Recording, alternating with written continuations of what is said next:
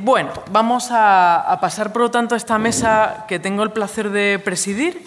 Esta primera mesa la hemos llamado Las vidas de Ramiro Pinilla y tengo aquí a dos acompañantes extraordinarios como son María Bengoa, la Pacha Gortázar, ya digo todos los apellidos, y tengo aquí también a mi lado a Juan Cerezo.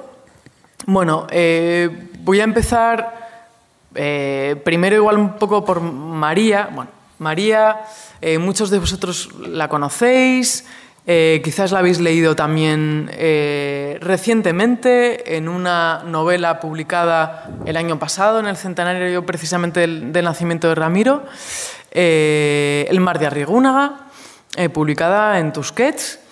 Y ya establezco el enlace, tenemos por supuesto aquí a Juan Cerezo, que también muchos supongo que conocéis, que es el director editorial de Tusquets desde hace ya unos cuantos años, ¿verdad? No sé si... 11 años, y que nos va a hablar también pues, de su relación con Ramiro Pinilla. Esto de las vidas yo he querido plantear de una manera bastante abierta porque... por centrarnos un poco en la novela de María Bengoa, ¿tiene realmente esta novela como punto central la trayectoria primera, vamos a decir, de infancia, de juventud? Quizás podríamos, no sé si está de acuerdo María, pero hablar de una novela de formación. En el caso de... Bueno, dado que el congreso es de Ramiro Pinilla, me gustaría decir que las vidas de Ramiro Pinilla, lo que yo puedo aportar de las vidas de Ramiro Pinilla es la vida que yo conocí a partir de 1997, o sea, los últimos 17 años de su vida, de los cuales 11 fui su pareja. Mi libro me parece que carece absolutamente de interés en este congreso. Me niego rotundamente a hablar de mi libro. Te agradezco mucho. Es lo contrario de Umbral, ¿no? No, es que vamos. Realmente de verdad, entramos con el mi libro no tiene ningún interés en este congreso. Luego, yo, si hablo de las vidas de Ramiro Pinilla, hablaré de la vida del Ramiro escritor, que conozco muy bien, porque efectivamente en esos 11 últimos años, sobre todo, lo acompañé, fui su secretaria, fui su ayudante. Efectivamente, el mapa que tanto se ha dicho, menos mal que la caligrafía es inequívoca, es la mía, ¿no? Lo mejor que escribiré en mi vida es ese mapa y ese árbol genealógico que Ramiro me dio el privilegio de hacer ante esa obra magnífica y, bueno, que no me llegan las palabras para decir lo valiosa que es. Así que yo puedo hablar de la vida del escritor Ramiro Pinilla, de cosas que me contó de antes, pero de lo que yo conozco, ¿no? De la vida del lector de Ramiro Pinilla, que también conozco bastante, y de la vida de un anciano al final, porque cuando yo lo conocí y le entrevisté con 74 años, la primera vez en 1997, yo no diría que era un anciano, pero objetivamente, ahora que yo ya me voy acercando a la ancianidad, me doy cuenta de que sí era, aunque yo no lo veía así, porque Ramiro es una persona que fue joven hasta el final de su vida, ¿no? Entonces, hecha esta precisión con todo el cariño, Hombre, con todo el cariño y diciendo que, bueno, que no me llega el agradecimiento a Jimena por esta maravilla de congreso que ha organizado para Ramiro. Ya a partir de eso hablo de la vida de Ramiro, lo que Vale, lo que fenomenal. Igual, bueno, efectivamente tenéis... Yo creo que lo que me parece interesante de vuestras presencias con este título es que podéis hablar ambos en realidad de bastante parte de su vida. Por eso también hablaba en realidad de la novela, porque habla de Ramiro... niño, adolescente, joven, sí, lector, con esas primeras novelas. Por eso yo te apuntaba esa idea de un poco si es como una especie de novela de formación del escritor. Sí. Luego tenemos a Juan, que igual por lanzar un poco, vais a ir interviniendo, sí, ¿no? Pero que conociste ya a un Ramiro efectivamente octogenario. Sí. Y que os mandó a través de, efectivamente, el contacto, creo que fue Fernando Aramburu, el manuscrito de Verdes Valles, ¿no? Que ya había sido publicado en Libro Pueblo, pero... Un tomo, sí, sí. Y es el primer tomo. ¿Y cómo es recibir un manuscrito de un autor que había sido ya, ¿no?, importante, reconocido, pero muy olvidado? Supongo que sí. es efectivamente... Pues te puedes imaginar. Buenas tardes a todos.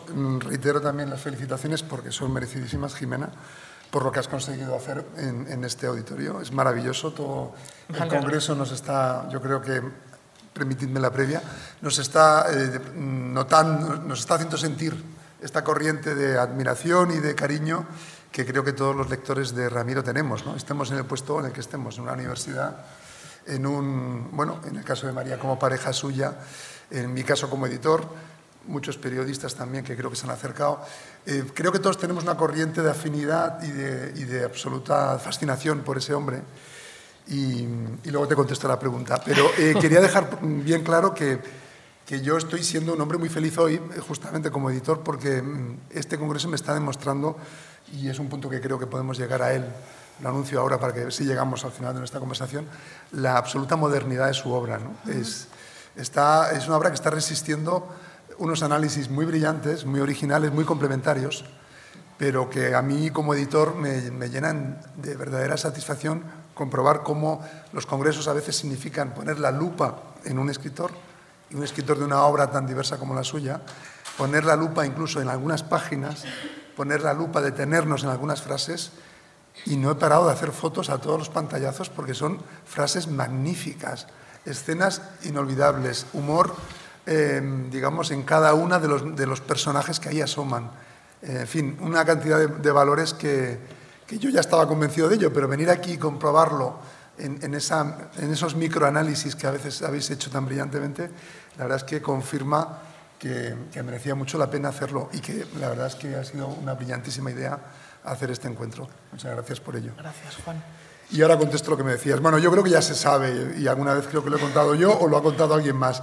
Fernando Aramburu nos pone en aviso de un escritor que él sabe que lleva escribiendo una novela 20 años y él nos dice que es un escritor fuera de serie porque siendo estudiante le dedicó un estudio precisamente a Las ciegas hormigas, esta novela de la que tanto estamos hablando hoy, ¿no? Y la sorpresa es cuando llega ese paquete con digamos, la impresión de 4 volúmenes con canutillo, 3.000 páginas, y nos parece una cosa completamente delirante. Pensábamos, siempre ante esos envíos de manuscritos, lo digo por experiencia, a lo mejor soy injusto, pero cuando los manuscritos son monstruosos, siempre decimos, o es una genialidad o realmente es un disparate. Y el 99% es un disparate. Solo en este caso, en mi historia de editor, la verdad es que era una genialidad. Y bueno, también creo que hablé de ello en algún artículo y alguien me lo ha recordado. Yo encargo un informe de lectura para ganar tiempo, porque no podía parar todo lo que estaba haciendo en la editorial y ponerme a leer las 4.000, las 3.000 páginas. Y tengo para la primera sorpresa de que ese informe de lectura de un tipo que además es argentino y que vive y que sigue siendo nuestro lector hoy en día de manera más esporádica, pero que es un lector muy rápido y muy brillante. Sin haber acabado, por supuesto, la lectura, ya con las primeras 500 páginas ya nos dice estoy enfrascado en algo que me tiene maravillado, ¿no? Por todo lo que está contando y por todo lo que se desarrolla. Claro, entonces ya eso se me enciende a mí la alarma y entiendo que tengo que dedicarle un tiempo de lectura. Y sí que he evocado alguna vez que fue en un verano cuando yo leí, después de ese informe que me animaba a hincar el diente en el manuscrito, leí ese libro y me quedé fascinado porque era una novela de novelas, una novela llena de historias. Es decir, cualquier otro escritor, evidentemente, la hubiera dividido y hubiera hecho una novela que hubiera enviado un año, a los 2 años la siguiente, a los 3 años la tercera, y así podía haber hecho varios tomos. Aquí de pronto venía todo y no paraba de asombrarme. No tenía yo todavía experiencia de haber leído nada parecido.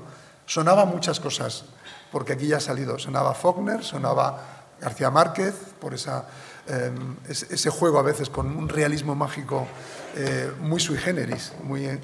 pero también sonaba un costumbrismo que me hacía desternillarme, es decir, yo no sabía tanto sobre las apuestas, sobre los milagros, sobre ese humor increíble, sobre el origen intocado de esas 48 caseríos que venían de 48 bichitos, que eran lo que él pensaba que era el ADN entonces. Es decir, había muchas referencias que me sorprendían, pero luego había una cosa maravillosa, que es una hechura de gran saga con elementos melodramáticos, como no puede ser de otra manera, ¿no? Y en esa hechura de gran saga estaba contando la historia del País Vasco. Entonces, ¿cómo podía haber tantas capas, tantas cualidades, tantas en un solo manuscrito? Es que me tenía que frotar los ojos y tenía que buscar desesperadamente quién era Ramiro Pinilla, porque yo no lo conocía, lo siento. La primera sospecha es que pensábamos que él había escrito su hijo, que es lo que nos dijeron algunos que recordaban que había un Ramiro Pinilla ganador del premio Nadal y finalista del premio Creía Planeta. que se había muerto. Creía que había sido tal su silencio, su retiro en los cuarteles de invierno, que la gente pensaba que ya había fallecido. Y entonces, Rami, no sé si estás esta tarde aquí, pero todo el mundo te atribuimos durante bastantes meses la autoría de ese inmenso novelón que solo alguien joven y con mucha energía podía haber acometido, no una persona desaparecida de la que no encontrábamos referencias. Eso fue ¿Te lo que nos puedo ocurrió. interrumpir de vez en cuando? Claro, ya está, ya mi rato acaba ahí. El informe de Ricardo Baduel Lo bonito es que María tiene la versión de la otra parte. Y creo que lo puede contar. dice, por ejemplo, y si estamos ante un futuro clásico, efectivamente eran 4 cuadernos que Rami, hijo, su padre le mandó a acompañarme en septiembre a la estación desde su casa, porque pesaban un montón. Ya cuando estaba ya harta de trasladar los manuscritos desde la estación, no sé si se acordará, y una vez que me iba de vacaciones dije, vale, me llevo los 4, porque andábamos ahí, pero bueno, a lo que voy. Esos 4 tochitos, esa tetralogía, de hecho Espasa, que tuvo antes que vosotros el manuscrito, en el informe de respuesta disparatado habla de una tetralogía, pero Ricardo Baduel, el argentino, que hizo 4 informes, en realidad, en total 21 páginas, en el primero ya dice, y si estamos ante un futuro clásico, y dice también, lo compara con Guerra y Paz, o sea, no sé si recordarás, o sea, los elogios son estratosféricos, realmente. Y quería hacer una pequeña precisión en honor a una persona que es realmente el que tiene un mérito que no se le está atribuyendo. Un amigo de Ramiro Pinilla, un poeta de su edad, que es Jorge González Aranguren, poeta y también narrador, que es el que conocía a Fernando Aramburu y el que le puso en contacto con Fernando Aramburu, porque realmente Fernando y Ramiro no se conocían, no se conocían. Es verdad, como dices, es así, que había hecho una separata de la revista Mundaiz de Deusto sobre las ciegas hormigas. Entonces, le tenía tanto respeto, la había hecho como con 35 años o así, o sea, al acabar filología, me parece, o ya vivía en Alemania, por supuesto. Entonces, lo que dijo es, oye, prestad atención, ¿no? En aquel momento la directora era Beatriz de Moura, ¿verdad? Porque pero yo era tú eras el su mano editor, derecha. yo era el editor de Autores Sí, Españoles. eso es. Sí. Vamos, por lo que yo he sabido después, ¿eh? Siempre me encargué del manuscrito. Sí, entonces, realmente quería hacer simplemente una alusión a Jorge, que además fuimos a verle pues, en cuanto se publicó a San Sebastián, porque Ramiro estaba agradecidísimo del papel de puente que había tenido Jorge con Fernando Aramburu. Los dos eran donostiarras y los dos conocían y respetaban a Pinilla, pero el amigo era Jorge. Y verdaderamente Fernando se portó maravillosamente, pero como bien dice en la segunda postal que le escribe, la novela se defendía por sí sola. Cuando Ramiro le agradeció algo así, pero bueno, realmente y fue extraordinario, porque primero Ramiro acabó la novela en el 2000, la escribió entre el 80 y el 2000. En el proceso de Espasa pasaron casi 2 años y luego fue en el 2002 cuando fue el primer contacto, cuando Aramburu contactó y ya para el 2003, al de 6 meses o 7 de tenerla Tusquets, ya dijeron que se la publicaran. Que se la publicaban, simplemente. Era eso. Bueno, como veis, María Bengoa, o sea, es la arqueóloga, no, pero que sabe mucho, está muy bien la genealogía, las diferentes etapas. Si alguien tiene alguna duda, o investigadores en la sala, creo que alguna conversación con María puede ser muy provechosa. Pero es verdad que yo, por ejemplo, pues efectivamente, también he, por supuesto, leído las alabanzas extraordinarias que le hace Rafael Chirves a Ramiro Pinilla en su diario. Tengo aquí las fotocopias igualmente, no las voy a leer porque esta mañana Gustavo se me ha adelantado. Pero a mí lo que me parece muy curioso, también incluso cómo lo percibe Chirves, es como si realmente fuera un poco un marciano, ¿no? De repente como, pero ¿y este Ramiro Pinilla? O sea, me parece muy chocante no solamente la alabanza, el elogio, sino, o sea, las sensaciones, eso, pues de desconocimiento total de la figura de Ramiro. Yo creo que se hace hincapié, ¿no?, en esa especie de un poco casi arquetipo, cliché del escritor olvidado, pero es que en el caso de Ramiro, o sea, creo que se cumple de una manera, yo diré, novelesca, incluso. Sí, una cosita que a lo mejor os puede ayudar. Yo vivía en Bilbao, a 17 kilómetros de Guecho. Yo no vivía en Sevilla. Y realmente yo desde los 9 años lo que más he hecho en mi vida es leer. Es mi pasión, es mi pasión. Ramiro siempre me decía, pero ¿tú cómo puedes leer tanto? Siempre me decía eso, o sea, le llamaba la atención. Y yo, cuando se publicó Huesos, que conocí a Ramiro para entrevistarle en 1997, no había leído Las ciegas hormigas. Evidentemente, Las ciegas hormigas, cuando se publicó, yo tenía 0 años. Pero en la novela, que había tenido su repercusión en su momento, después, por el proyecto romántico y maravilloso de Ramiro, él mismo, y al final lo comprendía, él mismo se autoexcluyó. Bueno, varios de los profesores que ha habido aquí también lo han dicho, se autoexcluyó del circuito de la literatura, de los libros. ¿Qué es lo que le pasó?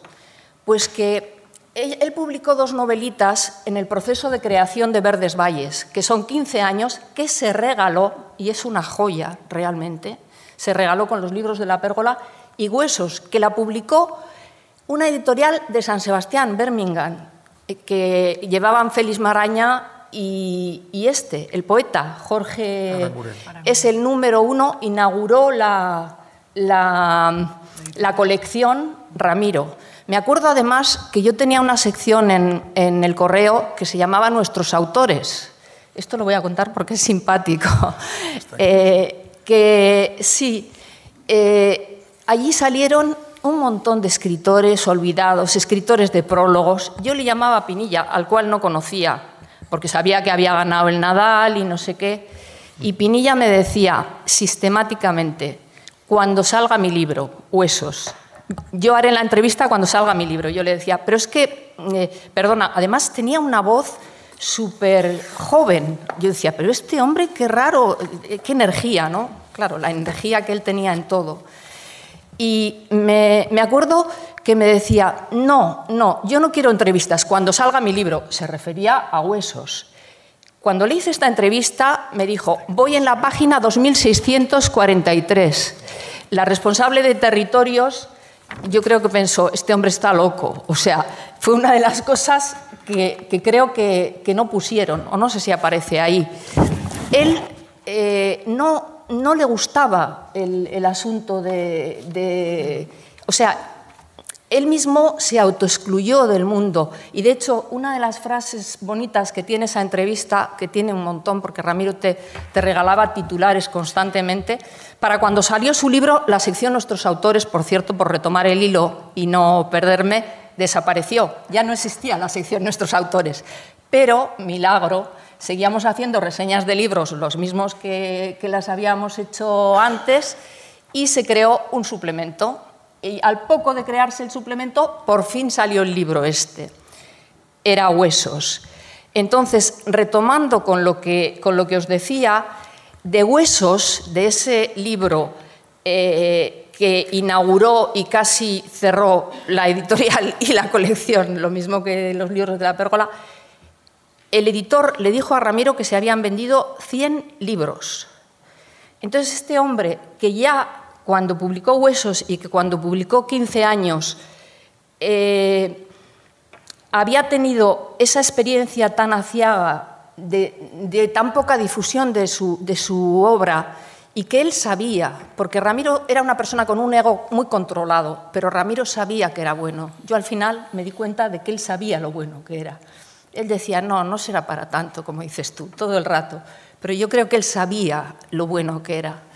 Entonces, en un momento dado, él debió de decir, bueno, esto no lo va a leer nadie. Bueno, ya había tenido la experiencia de editarlo en Libro Pueblo, que aunque no es íntegro el tomo 1 y que hay varios cambios de las leyendas, la supresión del capítulo 1, una serie de cosas, ya tuvo la experiencia de que aquel Libro Pueblo, que es el número 13 de Libro Pueblo, Verdes Valles, Colinas Rojas, no se vendió nada. Y él me decía que no lo había leído nadie, porque una cantidad de ratas que tenía, que fueron detectadas antes de la publicación en Tusquets, dice, nadie me ha dicho nada de estas erratas. O sea, me lo repitió un montón de veces. Entonces, ante esas experiencias de Huesos, de 15 años y de la prepublicación, podemos decir, de Verdes Valles, este hombre dijo, ya era un hombre mayor, porque él siempre decía una cosa muy graciosa, bueno, Ramiro tenía un sentido del humor que está en su obra, como ha apuntado Juan,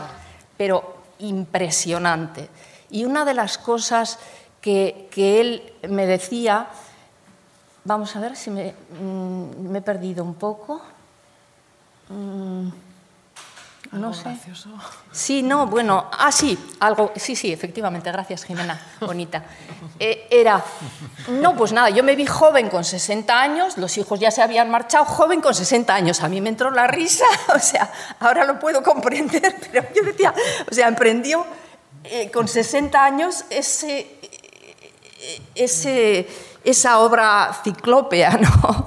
Entonces, él se vio que, claro, cuando la acabó ya tenía... en realidad la acabó en el 80, no tenía 80 años, pero tenía 70 y muchos ya. Y él dijo, bueno, aquí hay que hacer algo. Si yo quiero sacar esto, porque en realidad Ramiro era una persona muy inteligente, aunque no iba ni de inteligente ni de culto, y entonces yo creo que él en un momento dado dijo, ¿qué va a pasar aquí? Si yo no hago algo, me voy a quedar con todo esto, el esfuerzo de tantos años, de tanta vida, y entonces empezó a moverse un poco, pero como se movía él, o sea, sin hacer grandes alaracas ni grandes... Y así fue como tuvo la bendición para él de dar con Jorge, Fernando Aramburu, Beatriz y Juan Cerezo. Sí, la verdad es que esa concatenación, que es muy novelesca, se produjo así y es muy bonito recordarlo justamente cuando se cumplen 20 años del lanzamiento de ese volumen. Porque una cosa que notamos enseguida con él, como autor, visto por nosotros, visto por mí en este caso, primero, cuando el primer viaje, que llegué aquí a Guecho, quedamos con él y con Rami, también para discutir del contrato, porque era una cosa importante, yo venía un poco asustado porque no sabía cuál era... Ya me había enterado de que había tenido malas experiencias, alguien que ha ganado el Nadal, que se ha quedado en las puertas del Planeta y que emprende una propia editorial, como habéis dicho, casi colectivista y autogestionada, realmente está ya muy desengañado el mundo editorial. Creo que mi misión inconscientemente era no infundirle ninguna desconfianza, sino que confiara en nosotros. El hecho es que también hacíamos un esfuerzo. El proyecto era una locura, era esas 3.000 páginas convertidas en libro, y él estaba muy empeñado en que debería ser un solo volumen. Era algo bastante suicida. Sí, sí, entonces mi propósito era intentar conocerlo, y luego sugerirle cómo podíamos establecer la publicación de esa magna novela, ¿no? Le he contado antes a una periodista de Correo, Isabel, que me ha entrevistado esta mañana, y es verdad que lo que sí que no se me ha borrado nunca fue la impresión de llegar. Yo no conocía Getxo, yo había estado en Bilbao alguna vez, pero no había pasado nunca al margen derecho, nunca había estado por esta zona y mucho menos había venido a la playa, a los acantilados y luego, por supuesto, cuando me llevó a su casa, descubrí un mundo que, como venía con los ojos ya completamente teñidos de la historia que había leído, entendí muchas cosas. O sea, el paisaje, cuando ya sabéis que las grandes novelas acaban condicionando nuestra mirada. Yo venía con esa mirada completamente ya, absolutamente borracha de todo lo que había leído en su novela. Y llegar aquí y encontrarme con los palacios, con la playa, con los acantilados, con el molino, con algunos caseríos, con su propia casa, no me lo podía creer. Digo, no puede ser que bueno, y por supuesto con las minas y con, digamos, con la otra vertiente, con las colinas rojas, ¿no? Todo eso a mí me pareció asombroso y pensé, aunque la novela sea desmesurada, la fuerza que hay en este mismo lugar, y me encanta porque venimos detrás de los estudiosos que habéis hablado del lugar y de la importancia del lugar. Para alguien que no conocía esto como era yo, un lector de los primeros que tuvo la obra, aterrizar aquí fue realmente deslumbrante, fue deslumbrante. Luego me acabó de conquistar, digamos, el carisma que tenía Ramiro.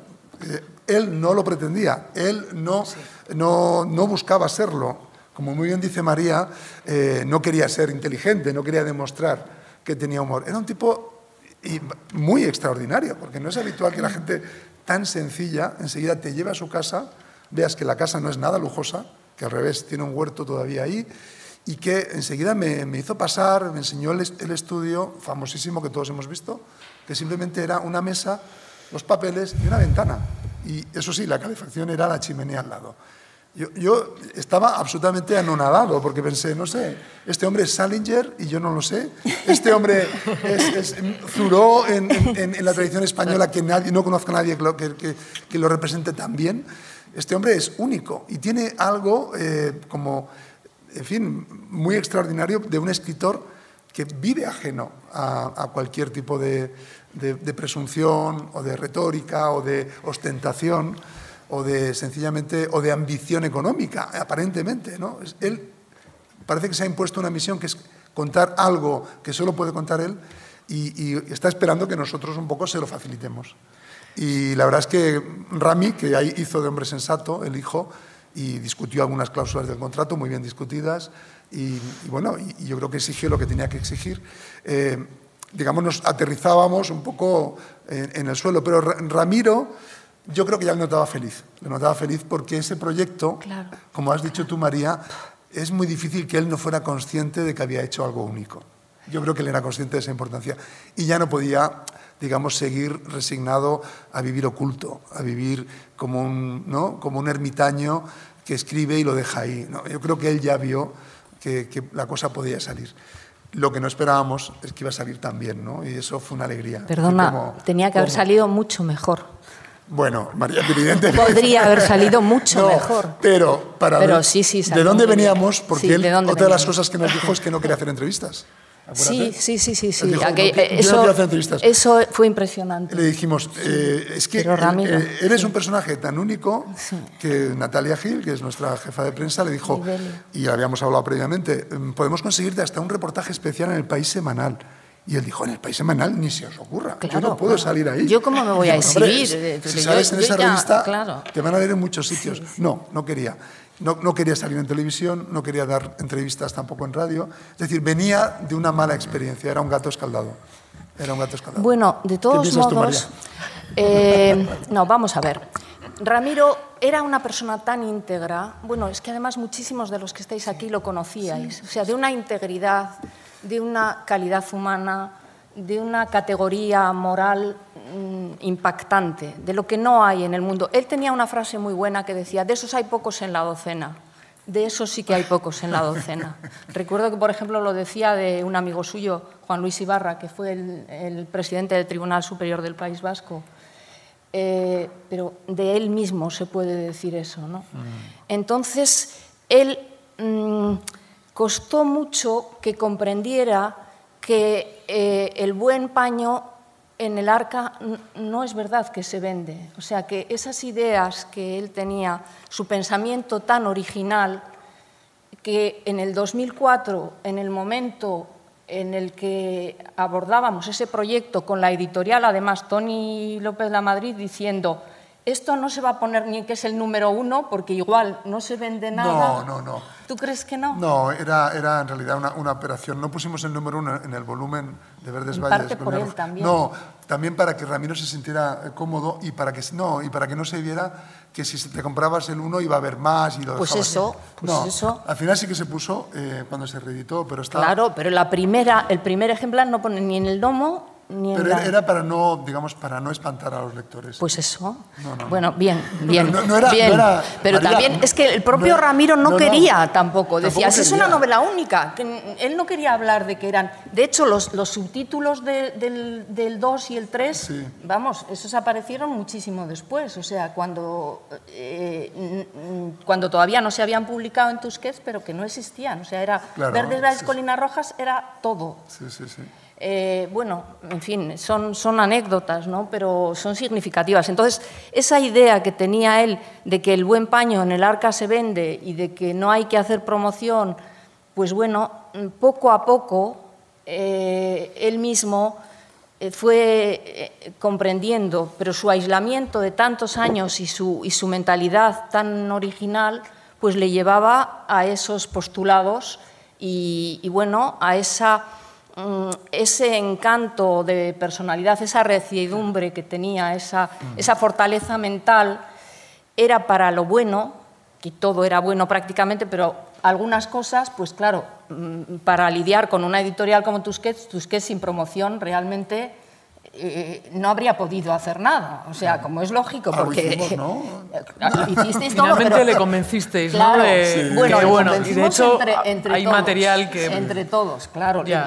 Pero realmente Natalia y Delia también se quedaron pasmadas con el planteamiento Claro, de él, ¿no? sí. Es así, ¿no? Es Tú así. corrígeme si... Sí, es así. Y de hecho, lo bonito de la historia es que a medida que ya, digamos, se fue encontrando más cómodo, yo creo que había muchos periodistas que descubrieron, como tú descubriste tempranamente, que era un escritor muy original y que te daba titulares y que tenía una manera muy auténtica de ver el mundo, ¿no? Esa autenticidad es muy poco frecuente.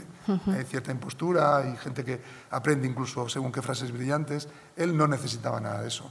Y entonces fue encariñándose, yo creo, la prensa fue encariñándose con él. Sí. No era ese hombre adusto o reservado, que en el fondo venía de una timidez que había sufrido en su juventud, ¿no? Ese hombre se fue abriendo cada vez más y creo que fue ofreciendo parte del encanto que todos los amigos, que muchos estáis aquí, que lo conocíais en un ámbito más privado, sabíais que tenía. Digamos, nuestro esfuerzo con paciencia fue ir demostrando a otros periodistas y también a los lectores, cuando por fin se fue también él relajando, que era un tipo maravilloso, o sea, que era un tipo, como tú bien dices, con carisma, que es a la conclusión a la que yo he llegado después de muchos años.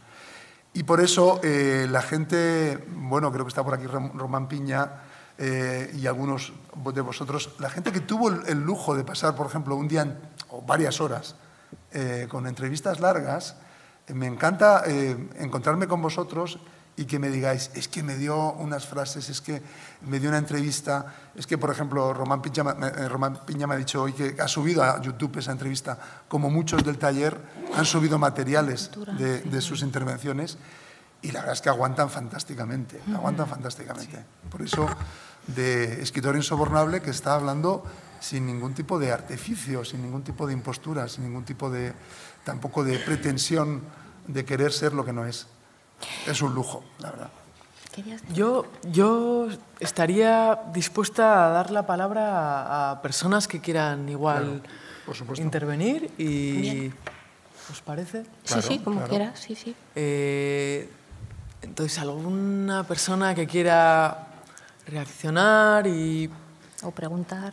Yo me permito una observación sí. al margen también, que es, a pesar de lo que ha dicho María, como editor que soy de Tusquets, por favor, lean el libro de María, porque es que el libro de María es fundamental para entender justo lo que Ramiro nunca contaba.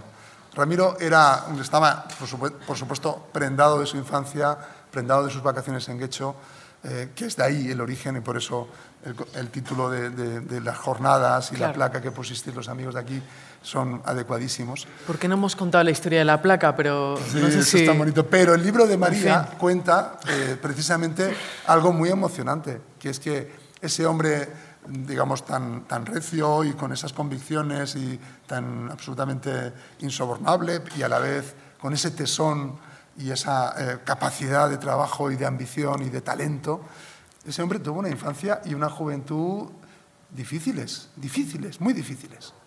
Y es muy emocionante, sabiendo como los que le conocimos ya con 80 años como un hombre que era un roble, saber de dónde venía. Dios mío, es tremendo. Por eso lean el libro, aunque ella diga que no, lean el más regular. Quería deciros he hecho mi paréntesis publicitario. Pero es una cosa.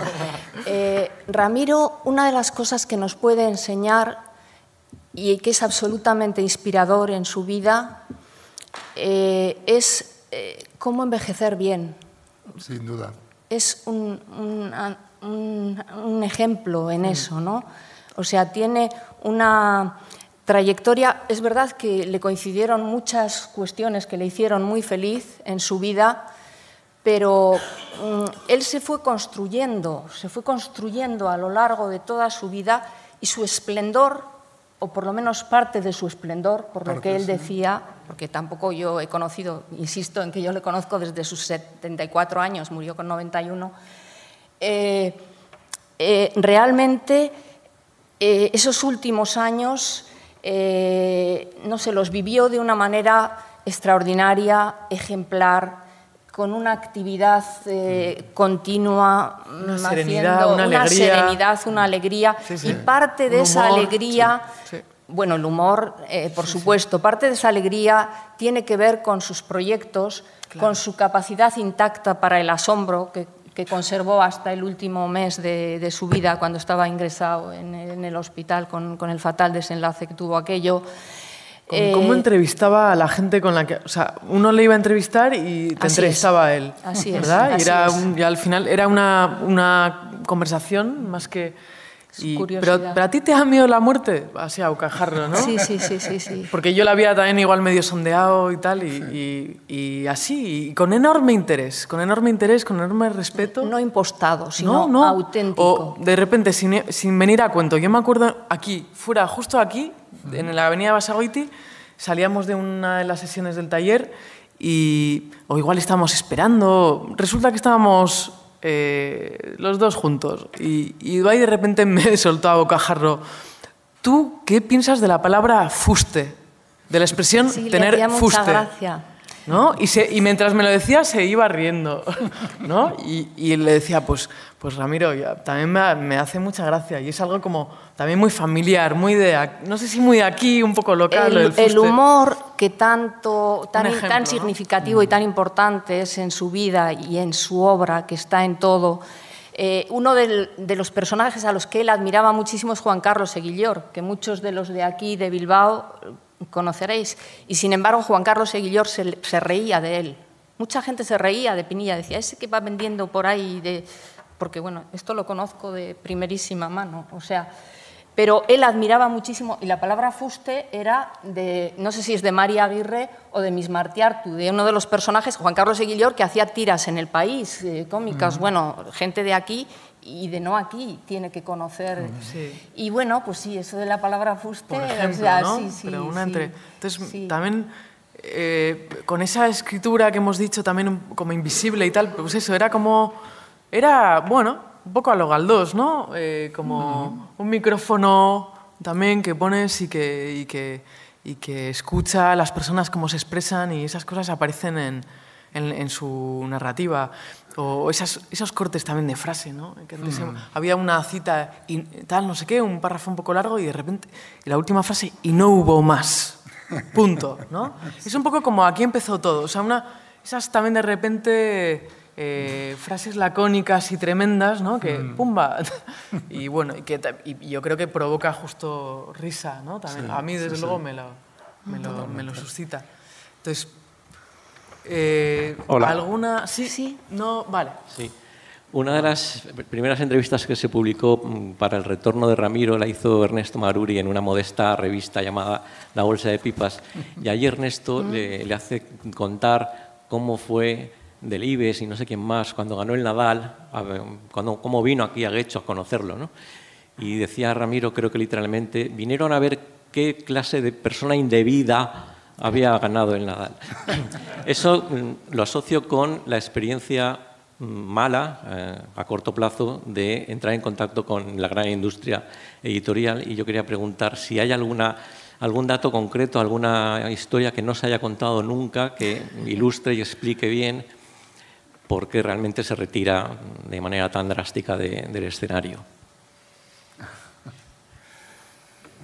Bueno, como tú dices, él las ha contado públicamente un montón de veces, o sea que repetir lo que le pasó con Lara o lo que le pasó cuando vinieron a rodar su película y él no sabía que habían vendido los derechos de Las ciegas hormigas a la televisión alemana y vino aquí un director y pues es que vamos, eso lo ha contado él un montón de veces en diversas entrevistas.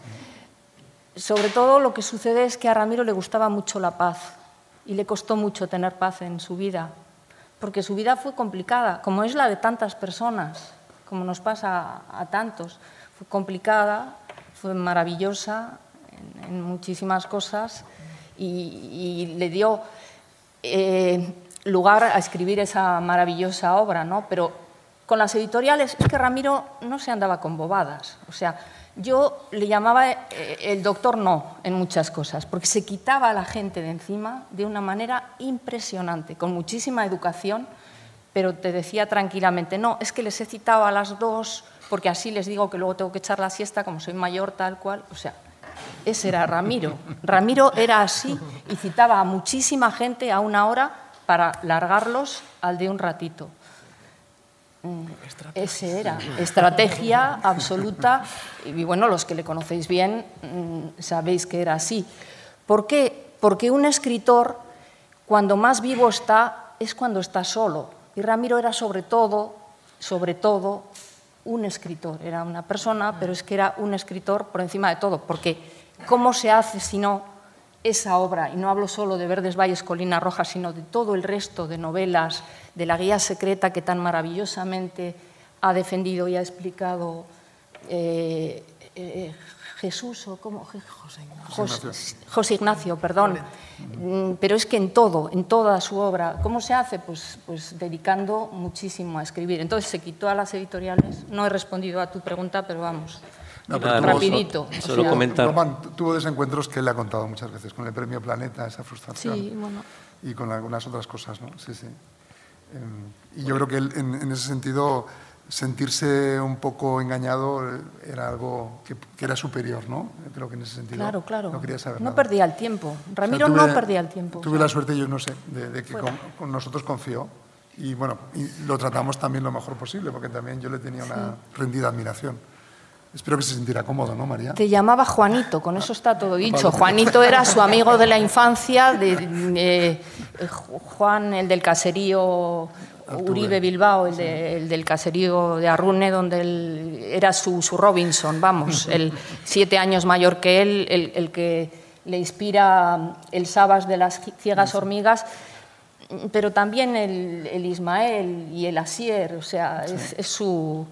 Sí, él se sentía hasta tal punto que yo le decía, es una editorial, ¿eh? Es una editorial, porque ya había entregado. O sea, él lo que no quería es complicarse la vida. Ya con vosotros dijo, bueno, ya está, sí, confío. Que sea lo que Dios quiera. Que sea, sí, fue así. Una cosita, solo, ya que Juan has mencionado, el vídeo que está en YouTube desde hace unos pocos años, decir que quizá tiene el valor especial de que en Ramiro se olvidó de que se le estaba grabando en vídeo, estábamos pasando las horas allá en su sala, en su estudio, y por eso se le ve especialmente tranquilo y relajado y no hay atisbo de timidez, ¿no?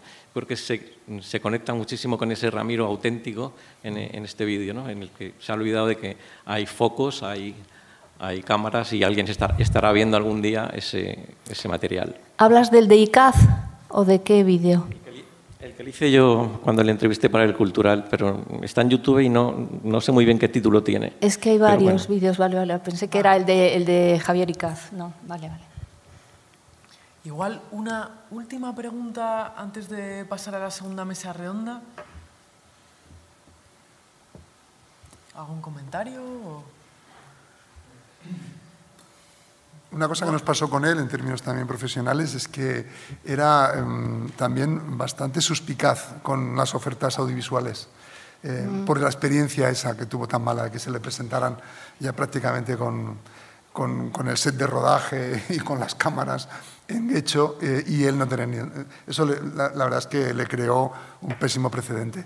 Y entonces hubo un intento de Verdes Valles, pero le parecía, él preguntaba, ¿pero cuánto cobran en Hollywood? Y le decíamos, claro, en Hollywood es otra cosa. Así era. Y él decía, pues si no es el precio de Hollywood, no acepto. Exacto. Que me parece muy indicativo de él, ¿no? Vale. Pero yo confío, y aprovecho para decirlo, y cito aquí a David Trueba, que fue el que también otro enamorado de la trilogía, que decía, en un país normal, que apreciara culturalmente su patrimonio cultural, las televisiones públicas ya habrían hecho lo posible por filmar una serie basada en esa magna obra, ¿no? Y yo sigo pensando, lo sabe además Alejandra, que es la persona que nos vende los derechos, que hay que insistir. Ahora las series se han convertido en algo mucho más común y hay muchas plataformas que lo pueden gestionar. Que por favor, que los productores empiecen a leer Verdes Valles, porque se darán cuenta del universo fascinante que se despliega ante ellos y que los guionistas podrían darse podrían darse un festín los guionistas con esos 3 volúmenes y hacer una maravillosa saga, ¿no? Que además tiene esos resortes y esa estructura magnífica de las sagas y de los melodramas. Es decir, ahora mismo está triunfando en términos también, en términos de actualidad, una saga de un norteamericano que falleció ya hace unos años y póstumamente es una obra que es toda una novela, se ha dividido en 6 capitulitos, que son 6 novelas. Bien, tiene muchos puntos en contacto con Verdes Valles. Y ahora se está devorando. Los jóvenes han descubierto que es una manera muy interesante, 6 volúmenes que son de 200 páginas, una manera de leer una novela larga como si fueran episodios de una serie. Bueno, eso es también la estructura de Verdes Valles. Son episodios de una serie donde se mezclan muchos niveles, insisto. Y además de alta literatura. Porque, y acabo ya, yo quería llegar a este punto. Una de las cosas más bonitas, Jimena, que has conseguido, al menos para mí, es eso. Cuando los autores mueren, está esa famosa maldición de que pasan, digamos, a una zona de olvido y que prácticamente los lectores ya no saben quiénes son. Ramiro, con sus altibajos, ya sé que María, yo también lo pienso, merecería mucho más. Es un autor todavía por descubrir para muchos lectores, pero la jornada de hoy, por ejemplo, me ha demostrado que es un autor que pervivirá seguro, porque tiene esas cualidades maravillosas que son, digamos, el estilo. Para él no es un estilo sometido a una época, es un estilo transparente en muchas de sus obras. Sus personajes son, habéis dicho, esos personajes que son en realidad los olvidados de la historia, que siempre son los más interesantes, esos desheredados que como habéis hablado, los don nadies, los subalternos. Bueno, esos son los que nos importan a veces para contar la historia con mayúsculas. Y luego otra cosa maravillosa que ha salido reiteradamente y que alguna de vosotras habéis mencionado, qué modernas son sus mujeres, Dios mío. ¿Qué autor de los años 60 escribe historias con mujeres tan poderosas, tan autónomas, tan libres, tan, digamos, imponiéndose por encima de cualquier varón que se le cruce? Bien, Isidora, que ya sabéis que estaba inspirada en La Pasionaria, es el punto culminante, pero hay tantas otras, desde Koldovique, que nos hemos reído porque es una mujer poderosa, pero con mucho humor, hasta tantas otras de Ramiro, son mujeres que no han pasado de moda, al revés, están más empoderadas que muchas protagonistas de las novelas de hoy en día.